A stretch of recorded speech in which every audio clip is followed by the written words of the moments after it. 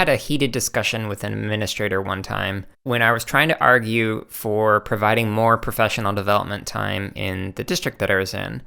And this particular administrator did not think that we needed more time because all we needed to focus on was pedagogy and not the content knowledge. Her argument was that you did not need to know how to code and how to do computer science in order to run a coding class.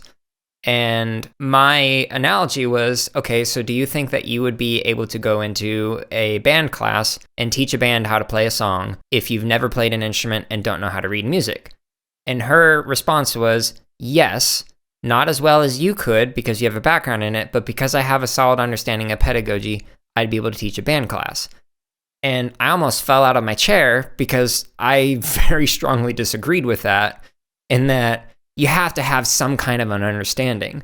But to kind of like argue with myself and to give a little pushback with what you're saying, but we've got this like shortage of coding and computer science educators, and we've got people who are interested in it. So how do we get them those resources or that time to get to at least being able to engage with kids? You don't have to be an expert right away, but I would argue that if you are going to be teaching a coding or a CS class, that you need to eventually become an expert in that domain. It doesn't need to be immediate, but like you need to be working towards that constantly. So that way it's not just like, well, I don't know what to do or where we're going next. Yeah, I agree. I feel like this problem is really complicated. There isn't one solution to getting enough computer science teachers to teach everyone computer science.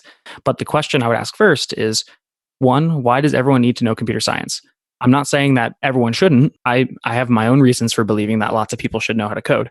But I'm curious why X administrator, X superintendent, whoever it is, wants everyone to know how to code. Mm-hmm. And the answer to that question drives the rest of it. Yeah. So if the answer is, well, everyone's going to need to know how to code so they can get a job after high school, well, show me the data. What do they need to know how to code? Because that informs what we need to teach teachers. That's the fundamental question. But then beyond that, beyond the question of whether or not we need to teach everyone computer science, we should have some coding teachers, and we don't have any. We basically don't have any. So what do we do about it? And I think that there needs to be some investment in the concept of the teacher artist.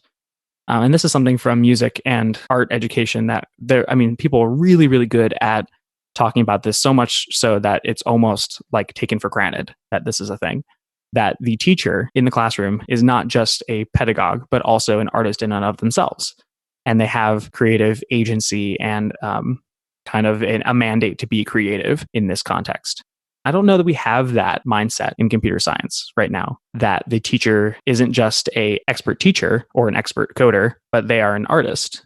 And that teacher-artist role is kind of the foundation of any strong classroom culture or strong learning experience.